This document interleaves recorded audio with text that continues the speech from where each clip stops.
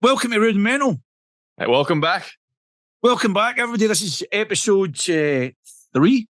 Thanks for tuning in. So hopefully by the third episode, we've maybe convinced everybody to stay with us long enough to watch this. I don't know.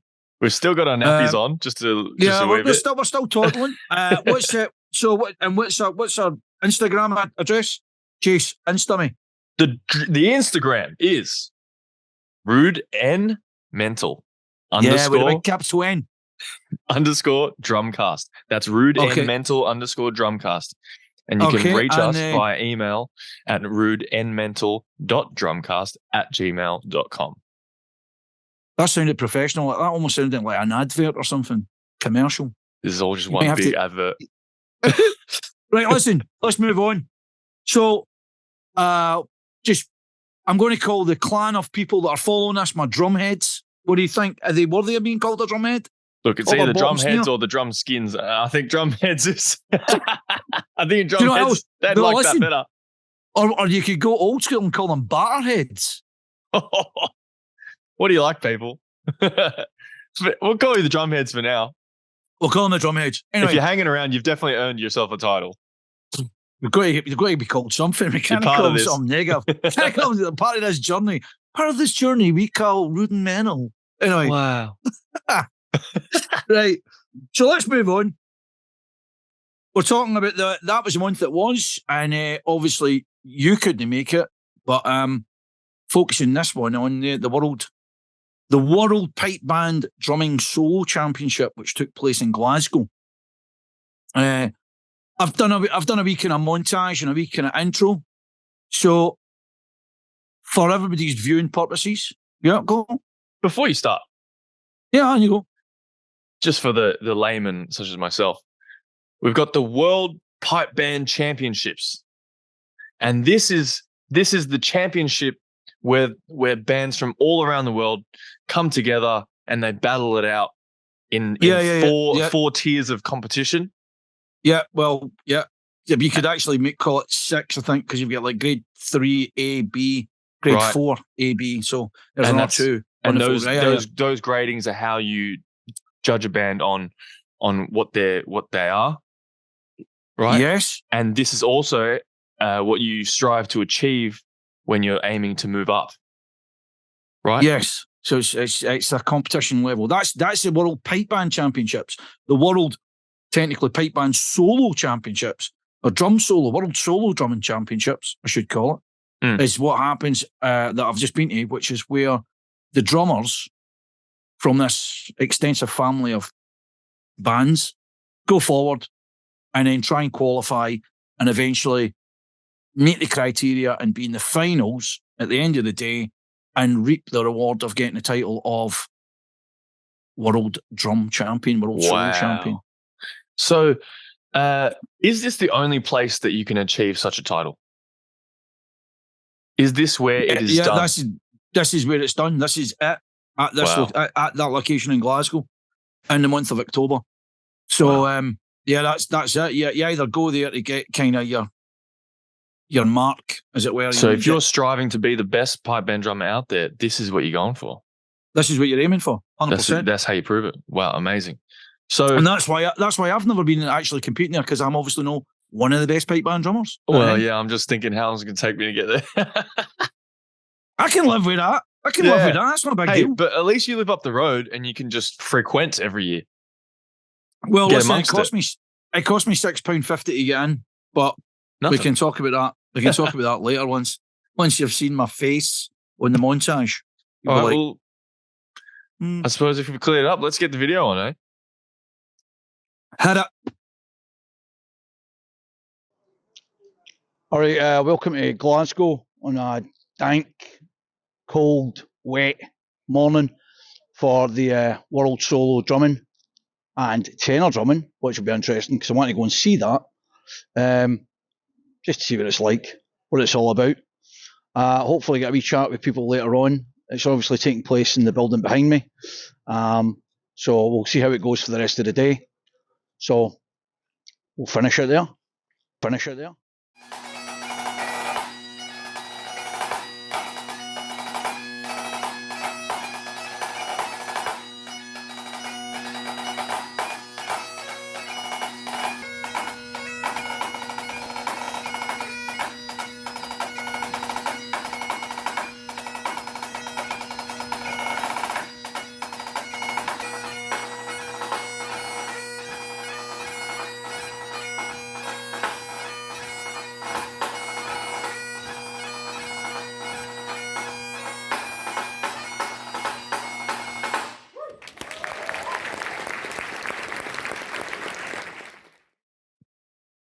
So brilliant stuff, mate. So I mean, what did you learn? What did you take? What's your experience?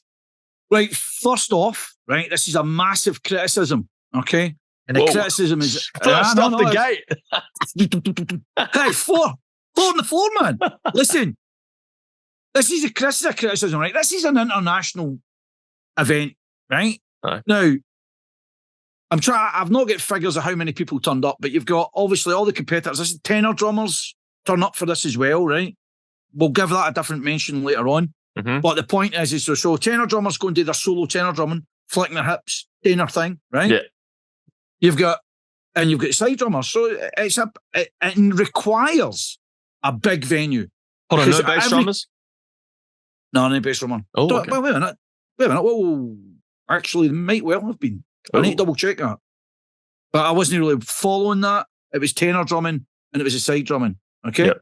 Anyway, so the bottom line is there's a lot of individual drummers going there and they need to practice before they actually go, do their bit, yes, get marked, and then so you've got to get right. So there's ideally you're looking at a venue such as a school, right? Where you've got various classrooms that people could go use practicing. So contain sound.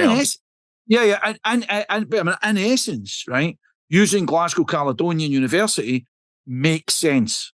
So I get that, right? I understand that bit, the logic. Here's where it really goes wrong, though. So it's not one building. It constitutes like a triage of buildings. There's like kind of 3 parts to it. Technically 2 named, but there's one in the middle with the library, etc. It's like a post-Stalinistic concrete maze, right?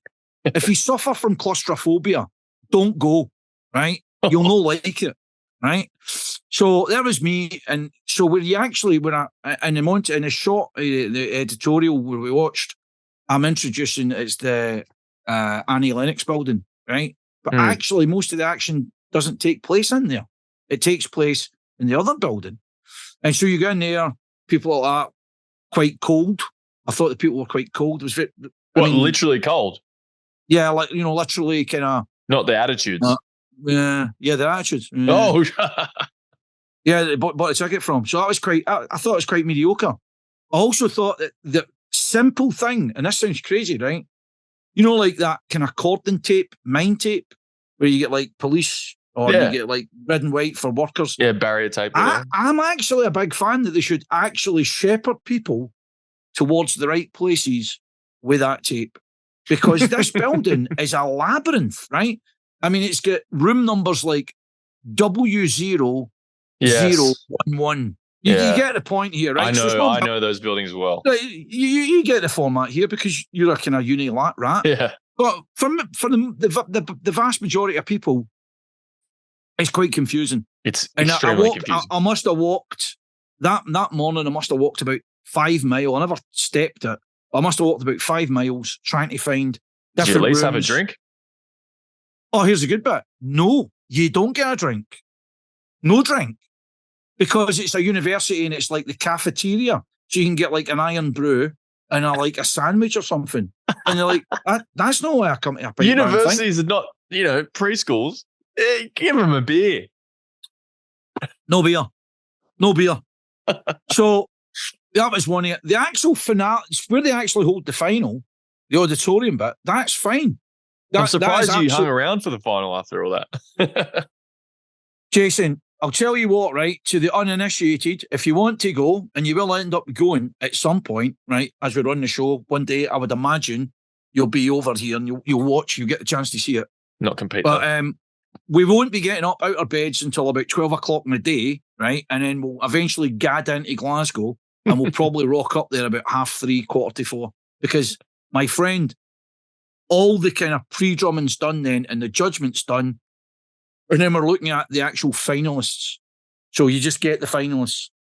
Unless you've got a vested interest in someone that's a friend who's competing that day, there's not really a reason that you should be there before that time. Did you get anything out of, seeing the warm-ups?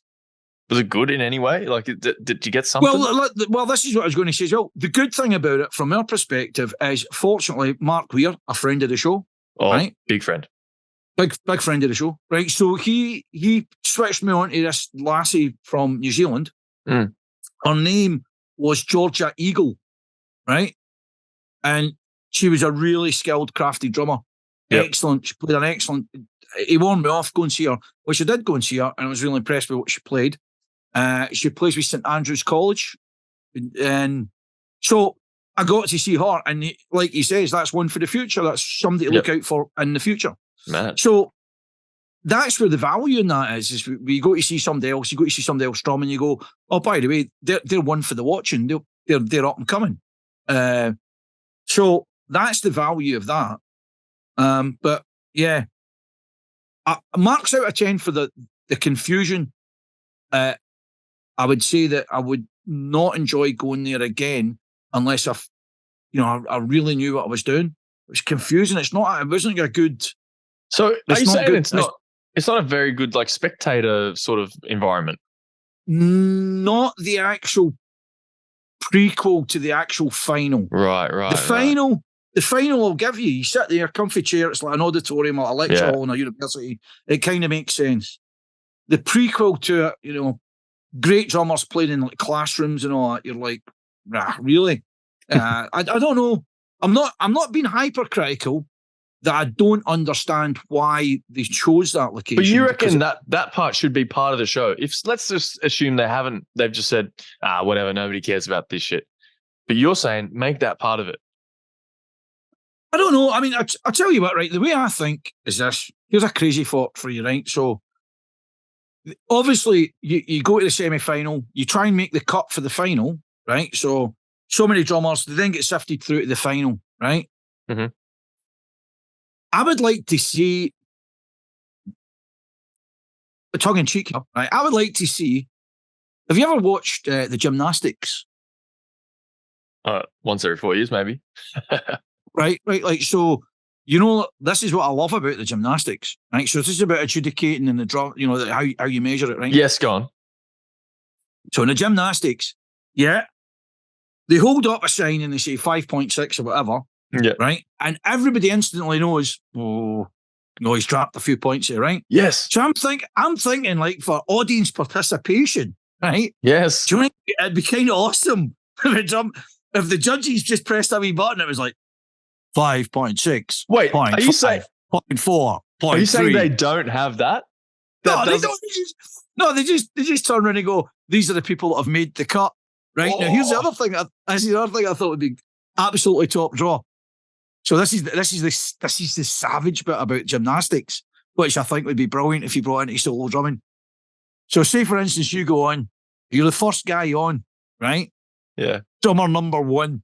You go and drum, you play your MSR, and you do it right. It's all right, it's average. And you go and sit in the stool, right? And you're waiting the judges giving out the points. They're like 4.8, 0.8, 0.4, right? And then you're sitting at the top of the chairs, right? But see when this is the Gymnastics way of going, right? Yeah. So see when the next drummer comes on, he gets 6.2. You have to move a chair down. Oh. And then I was a chair down. And then you move a chair down. And so you've got the winner at the top of the chair. Come on. That very action itself, if you imagine you're sitting there with a pint of lager, watching this, there's just the movement in the chair. And you know what the best thing is? So I watched it. The reason I'm saying this is that I was forced to watch the Gymnastics with my wife not long ago. And she was like, watch the response. So they're trying to be positive as gymnasts, like kind of applauding the other person, well done, Susie. And but she sits now above her and you can see them all looking cattily as they've got to, right? So I'm like, wouldn't this not be brilliant if they'd done that for like solo drumming? That would be perfect for punters. That would be like perfect. And you could all be there like soccer ultras. Go on! Yeah, exactly. People when they want. Steady, it's just like it just gets announced like a bus timetable. These are the guys that have won the heat. This is the guys that will be playing the end, and then everybody tips up, trying to be like almost kind of Shocked, reverent. Yeah, Oh. like, well, the reverency of it. You're like, all right, okay, fair enough. But No, I'm totally on board with you here, mate. I've never been are to you one, on but the gymnastics? I hope whoever's organising the event hears this and implements the change. Let's get it going. Wait, listen. Never mind whoever's on. Listen, I'm going to say this to the listeners, right, or the watchers, right? Why don't we host a rudimental, right, drum solo championship, right, where we do it like the gymnastics, right? We'll probably be banished from the pipe band community. No, not because listen, and any of the drummers out there, right, that think they're good up there, that like, oh, we're brilliant, you're a great drummer, oh, I'm a fantastic drummer, right? You get up there and you've got to kind of do it like that. You're going to get judged, cut, and then they're going to be like, move down the chair. You know what? Move down the chair. You know what? Just for this, I'll enter, and you can watch me just. And you can watch me just do down the steps.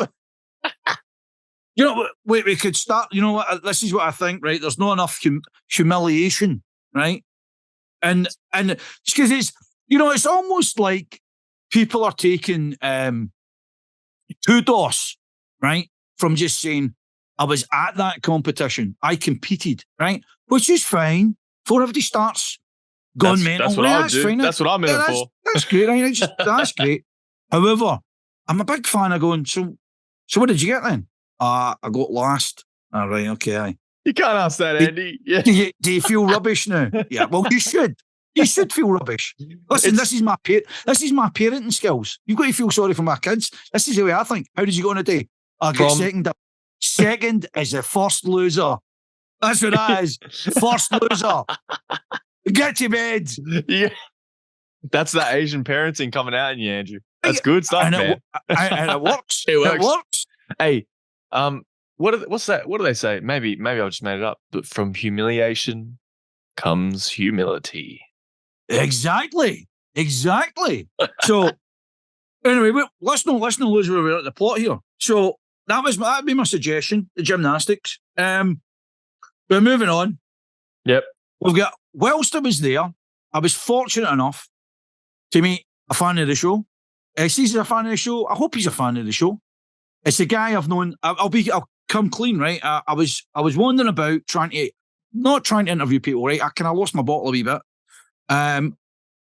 Actually, at the end of the montage, I finished off, but actually I spoke to Kerr McCollin, and I never actually prompted him and says, listen, whilst I'm here, can I get an interview with you? I should have. I didn't. So it's my bad. However, yes, and this is going out on the internet and this is going live, he did promise me he'll come on the show. It will. So, listen, if he doesn't come on the show, all I'm going to say is make up your own minds. But he says, I'm up for it. So I can not take the guy's word. I think it'd be the best thing to hear from Kerr himself. If he's willing. Only if he's willing. Do you know what? He sounds as if he's got a bit of patter. I spoke to him. So I think if he's got a bit of patter, he gets on. Irrespective of him being technically the best drummer in the world, MSR and hornpipe and jigs. But, you know what I mean? So irrespective of that. So, moving on. So I bumped into a guy I know called Simon Grant. Simon Grant. The Simon Grant, Instagram guru, never half it. He knows all this stuff. Yep. I mean, I don't know how we can big him up. Can we big him up anymore? Look, I don't live near Glasgow, as you probably know, but I'm a drummer.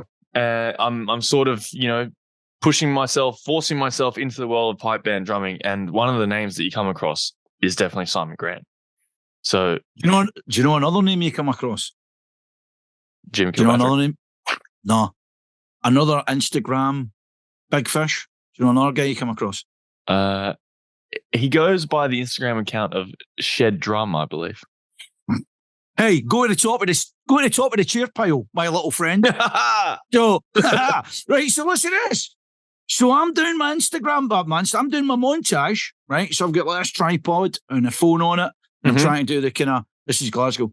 And I knew I could feel somebody was watching me, right? Not I'm bothered with somebody watching me. It's a free country, do what you want, Oh, you're famous now. And, Yeah, I turned around, and in the corner of the smoking pit area, not that he was smoking, I seen Stevie Shedden, and I thought, he's clocking me. Now, I got a chance to shake his hand, say, listen, Stevie, I'm a big fan of your stuff.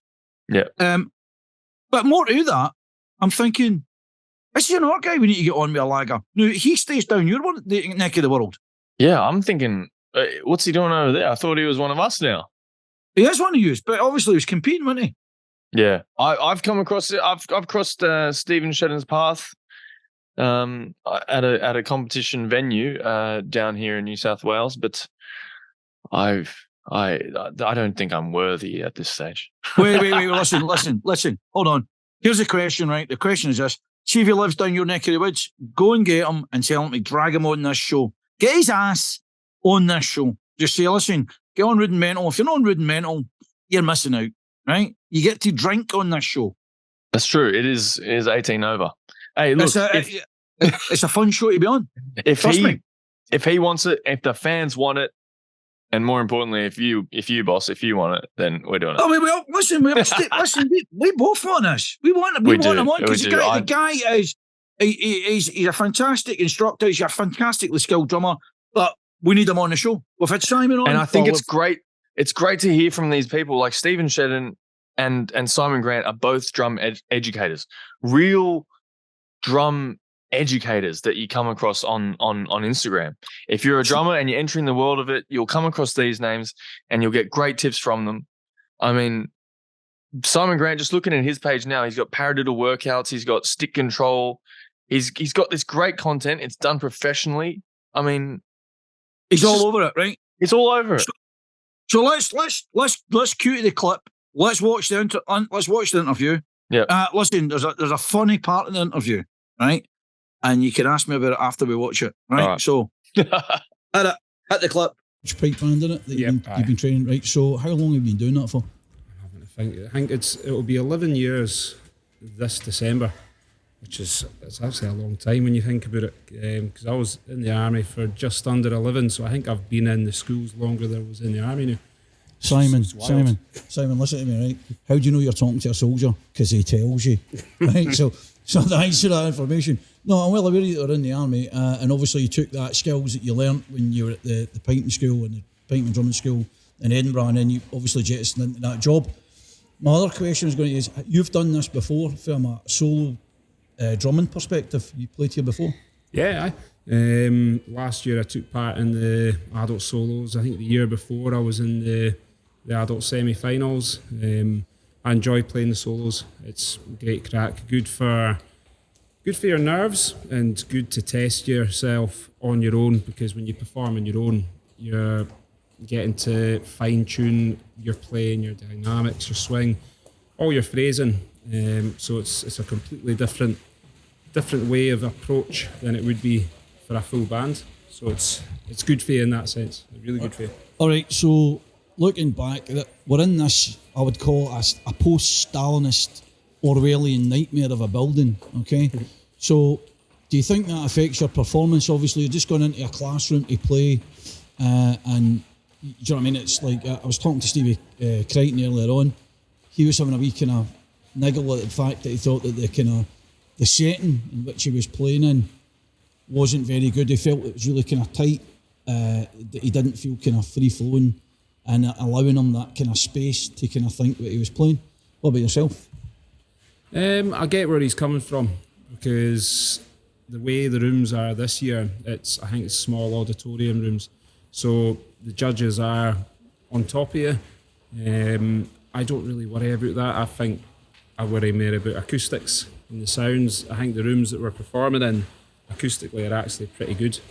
I've played solos here before where I think it was one semi-final, it was in a massive room and it looked like it had 2 floors, and it was almost like an auditorium but like a theatre, and the echo was wild and it was really hard to pin everything down. I just felt like it was horrendous, but I get what they're on about, with the judges being as close, but you've got to balance it out, I suppose. Right, back to our drum cast, okay, and it's quite woefully technically poor, which we accept, and I keep telling that, so anybody that's watching it, they know that it's a work in progress. But you've been doing your instructional kind of videos online for how long now? Oh, geez, oh man.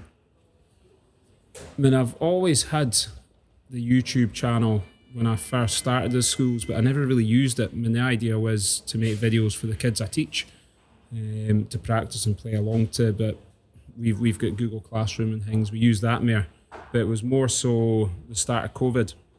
I thought, well, there's going to be folk like myself who just aren't playing at the moment. I know folk around the world will be the exact same. They're looking for a reason to practice, a bit of motivation. So my thought was, it's not my job to do that and drive folk, but I thought, well, I don't know if anyone else is. I thought I'll just take the opportunity, go on YouTube and make as many tutorial videos for exercises, drum scores, and just anything that I felt would pick folk up and get them playing again. And it's since then, as I say, I'm still doing it now. It's grown arms and legs, and it's became quite popular. Was it? Here we go, right, moving swiftly into this. So when we started this drumcast, the guy that's the co-caster, right, the other drumhead, he's like that, he's a kit drummer that's trying to become a pipe band drummer, right? And I says, well, that's kind of funny, because every pipe band drummer that thinks they're any good at pipe band drumming thinks that they can take to the kit. My question to you is, do you dabble in the kit? For a laugh only. I wish I could play the kit as well as I've seen some folk play the kit. It's mesmerising when you see it. I'm happy to admit I'm brutal on the kit. I tend to go on now and then at school, but I find I've got no time at all to put in what you would need to put in to be really good on the kit. But the kids all kind of, it's me that's on the kit, because they can just hear the same rock rhythm being battered, and they know that, well, that's Simon. He needs to get off that kit. Right, here's another question for you, right? So you've been in pipe bands for years, right? Is there any time you can remember, right, you've played at a pipe band contest or you've been drumming and you thought you won a prize and you thought, we didn't deserve that? Is there any time that you thought, we've nicked that, we've stole that? I think so, but I can't think when. I just know I've had that feeling. I think I've had it in solos as well, where I've played and I thought, it's okay at best, and you're like, just take what you get, and you find you've won the thing, and folk are like, oh no, well done, that was great. And well, it really wasn't. So you don't know how, I mean, as I say, you're not hearing it. Sometimes you get a recording, it might be better than you thought, but I'd say there's once or twice certainly I've came off thinking I will get in the hand, or I'll get in the hand, and you've came away surprised, certainly. But listen, see, when you come away surprised, surely you're like that to everybody. I was electric today. My hands were absolutely on fire. You wouldn't go about going, oh no, I don't think I deserved it. Yeah, have the trophy back. I like the banter. I'm all about that. So like, folk will be like, they won't say, did you deserve that? They'll be like, oh, you must have played well. And you're like, aye mate, it was a blinder. But you know yourself. I mean, they might know them. If they know you well enough, they'll know, well, he's at the wind up. Possibly, I don't know. Absolutely brilliant. Simon Grant. I mean, I can't believe I'm watching you standing next to him. Yeah, I know. Right. Listen, so I'm going to have to face up to this, the peoplescape, the drumheads, right? So some of the drumheads are listening, right? It was a kind of easy hit for me because I know Simon, right? I don't know him, like we're not like family friends and live in each other's pocket type thing, but I kind of know him. We've worked together in the past. And so it was an easy guy to approach. But he is an easy guy to approach, so I'm not trying to make it as not. He's super cool. He's a super nice guy. And so when I asked him, I says, listen, I'm trying to do this podcast, blah, blah. He's like, no drama. Where do you want me? We picked an area above the library, right, which was beside a wooden bridge. And you can hear everyone walking across. Oh, that's the sound. But more importantly, no Gallagher, or maybe Liam Gallagher's alter ego, right, is a guy called, I'm now calling him this, right? This is I call him live, right? There's a guy called Ian Tobin, right? And he's one of the flank drummers of Balcall and Bathgate Pipe Band, right? Right. And on that day, he walked over that bridge, and I seen him in the corner of my eye. But he was dressed with what I can only do. He was dressed almost like Liam Gallagher-esque, right? And he'd like this long jacket on. Either he was going to do shoplifting, or he was trying to, He's about to play Wonderwall. Or actually, he's going to play Wonderwall.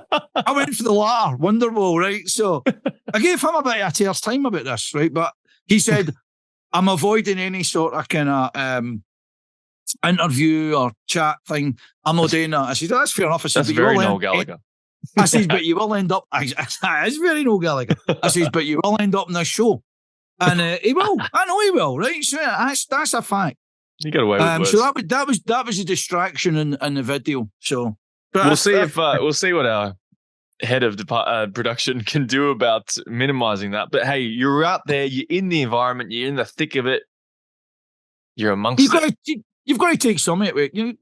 Listen, if you want a technically wrapped, clear, beautiful production, you might not get the same sort of kind of crack. Pays your money, takes your pick. You know what I mean? And that's what we're doing here. You're not paying for this, so take the rough end of the stick. But back to Simon. Ask any question. I think, to be honest, I think Simon should come back on again. I'd like to talk to Simon. I mean, the thing is, like, he's doing a lot for drum education, and he's also sponsored by Rudimental Drummers. Yeah, and I've already said that. I thought, I wonder if can we not get some sort of thing for that? Well, yeah, he is. I bought one of their drum pads, and Simon Grant's videos helped me to fucking buy one of them because I'm watching him play. He's playing pipe band, and I'm like, well, I play pipe band.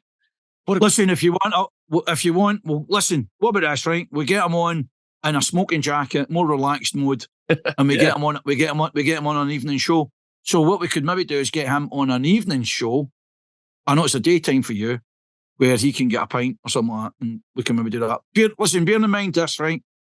So one of Simon's jobs, of many I would imagine, is he teaches at Preston Lodge Pipe Band.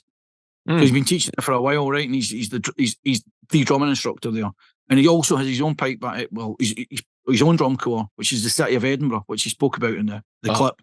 Awesome. So I mean, what you've got to remember is this guy is a pillar of the community, and I don't want to jeopardise his good standing. But I definitely think we should have him on, get him a pint, and I think it would make good. But it was good to see him. It was good to see what he was doing. So he had to stay there and put his drummers through the competition. And one of his drummers was a tenor drummer. She done well. I think she came second or something. Yeah. Can't remember off the top of my head, but she's done well. And that leads me to the tenor drummer point, right? Yep. So whilst the side drumming's going on, there's obviously tenor drumming competitions. Now, far be it from me to say,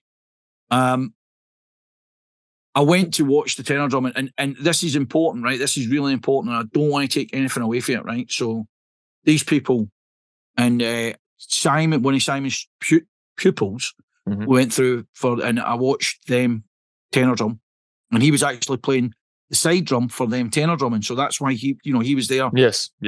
All hands to the pump involved. So I don't want to come across as some sort of kind of idiot that's just going to kind of ridicule MD for doing what they're doing, right? And I totally get it. One of the things that kind of offshoot later on in the pub. So there's the pub across the road from where you play. It's called the Railway Tavern, and everybody's in there at the end of the night, as they are. Yeah. And one of them was a tenor drummer. She wouldn't go on the record. I was wanting to get her interviewed, but she was saying that one of her problems is that she's not given enough drumming within a tenor drummer. I don't know. It's a whole different rat's nest. But she's thinking that she could do more as a drummer. As in playing musical wise, like playing musically? As in playing musically. I don't know. It's just right out there and understand that basically there's a format and everybody's got the format to follow. But she's maybe thinking more like I'm thinking about, maybe more actual touching of the skin. Stuff. Look, sorry, this is still so new to me. I mean, I'm only just starting to, get really involved with the rest of the drum corps, not just the snares in my pipe band. Yeah. And I mean, I hear the tenor drummers playing parts, and the parts that they play, they really add to. But when I heard that, there would be tenor drummers at the competition, at competitions as well, competing, I was like, well, I mean, what would they do? For snare drums, it's all musical, right? You're playing the music, you're juggling dynamics, you're trying to be the best in all these aspects. But then I saw a video of someone from the pipe band drumming championships, tenor drummer. I don't know their name, and they were absolutely killing it. I'm just talking about flourishes and just the things that you see. No. Listen. We've asked that question in this program before about the flourishing and da da da da da. We've done all that, and the thing is I'm not trying to mock. I'm not trying to mock anybody. I'm not trying to kind of bring it down. I'm not trying to take anything away from people. People are deadly serious about their craft, what they do. Yes, that's not what I'm here for. I'm actually just asking certain questions, and I know it can maybe ruffle feathers, or people go, oh, but I'm just asking. So like that tenor drummer that I met in the railway in Glasgow that night, she's like, I think I could be playing more. And I think that, right. So I don't know. There's an evolution of tenor drumming. There's a whole thought process. There's a whole thought process out there. I mean, like, I don't know if you remember. I mean, a few years ago, they had people. I don't know whether they tried to do this as a sales pitch, but they had like pipe, a plastic pipe, and they would blow like a smoking into pipe. this you're not a smoking pipe, like a kind of like a liquid pipe, something like a clear pipe, which you blow like a blow pipe into the drum. And what they were saying is if they blew into the drum, it would elevate the pitch of the drum, right? Wow. I call bullshit. What is this? I just call bullshit on that, right? Why haven't I seen this? They done it. And by the way, it came with a great noise and it left like a quiet child, right? So it was obviously an idea to encapsulate a market, and it never caught on because it looked as ridiculous as I described it, right? Yeah. And it really didn't bring anything to the party. But somebody thought, if I can sell this shit, I'm in a winner. And there's all these tenors being, I'm blowing into this drum. Look, I'm really doing something. Stop. Stop. That the person who invented that went on to bloody make Tesla. Exactly. No, you know what I mean? It's like, come on. Anyway, we're getting off topic. We're getting off topic. Anyway, so all that we really need to talk about, I suppose, is what's happening on the next episode and what we're doing. Yeah. I think we're there. What have we got, mate? We have, I need to get this right because we spoke about it before the show. We have got, ultimately, it's the Tommy Calpula episode. Yes. Right? Tommy Calpula. What a legend. We have it right. So I described him as a man that killed Christmas, right? Or killed Santa. I'm rolling back in that. Right? So he was the gift that kept on giving. Well, basically. So Tommy Calpula, we've described him before, met him in Dusseldorf, and eventually we got the interview that we wanted. Well, I get half an interview. Jason, you can explain to everybody why you weren't there at the start of the interview. I don't know what happened to you. Look. Well, please tell me you lost a leg, or I don't know, you were in some tragic accident that befell your family or something. It's not. What was the reason? It's not anything that drastic, but I was having an evening with Sir Paul McCartney, and he, his time is quite valuable, and so I thought I better give it to him. Listen, can I ask you a question? I'm going to be rude, right? How much did you pay for the ticket? I'll be honest with you, and this is why I had to sort of snub you a little bit there on the show. Sorry, guys, but my brother bought me the ticket. He said you cannot miss seeing Paul McCartney live. Who knows when he'll come back again? Right? Wait a minute. Can I ask you a question? Was it worth it? it wasn't worth it because I was sitting there going, I'm about to miss this interview. What are you doing playing this song? He was playing Helter Skelter. I never even listened to Helter Skelter. I'm not a big fan of Helter Skelter. I like all the other stuff. Can I just say something, right? This takes me back, right? Yeah. This whole To the thing. 70s. I know we're going off topic, but I'm just going to say something. One, is to justify why you weren't at the start of the interview. Yes. But two, I think Paul McCartney's becoming a bit like the Stones, right? So where all these younger generational people think, I've got to go and see him because before he dies, right? I want to go and say, I've seen him live, right? So wait a minute, right? I'm going to give a wee bit of a backfeed story here. So I went and seen the Steel Wheels tour of the Rolling Stones. Yeah. Right? Circa 88, right? 88, 86, right? You thought it'd be the last one, eh? And I'm thinking, I've got to get in there before this circus leaves. By the way, not that I was a massive Stones fan, right? Yeah. I accidentally ended up at it type thing. Somebody had an extra ticket, I got it, and I went. Hey, sound like me. You just didn't have a podcast on the other end of it. No, exactly. I didn't need to worry about getting out there because I wouldn't have went, right? But long story cut it short, I get given tickets to another Rolling Stones concert, right? And I thought, there's going to be no joy in this. I mean, they're ages with my dad, right? Yeah. They're ages with my dad, and I'm like, Can my dad rock out? Can my dad rock out hard? I've got to be honest though, they were pretty damn good. I know they're professionals. That was a no filter tour, and I thought it was pretty good. Thankfully, I thought I didn't need to pay for it, but it was a pretty damn good gig. Yeah, these people matter, man. These are greats. Anyway, so the point is, but also so is Tommy Coppola. I was going to say that, but I don't know if I'd miss Tommy Coppola for it. Yeah. Well, look, do you know what I mean? Bright side is Tommy's got a lot going on, and as our listeners will find out. And listen, we've both agreed. Tommy will be back in the show at some point. Again, in the future. You want to catch this. Right. So if you're interested in the technicality and the whole way that somebody's crazy mind works about drumming, it's got to be the Tommy Coppola interview. Yep. Because it's just one of the things that you're like, really? It's given me a lot of new stuff to think about going back to the drum corps. Exactly. So all I've got to say to the drumheads is I think we're done. I think we're finished. And I think we just need to look forward to the next one when it gets released. Yep. And remember, we're going to release on the last Friday of every month. That's what we're aiming for.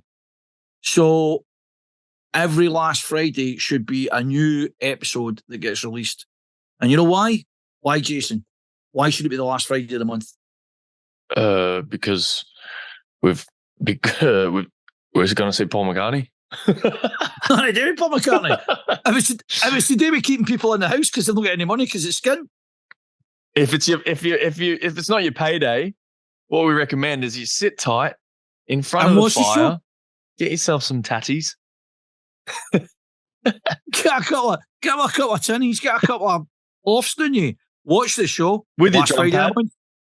Bring your drum. No, because we're not that sort of podcast. That's a Simon Grant podcast. That's true. Go and check out Simon. You'll definitely be on your pad after listening to the episode. 100%. Good evening, all. Right, exactly. Good evening. Good night.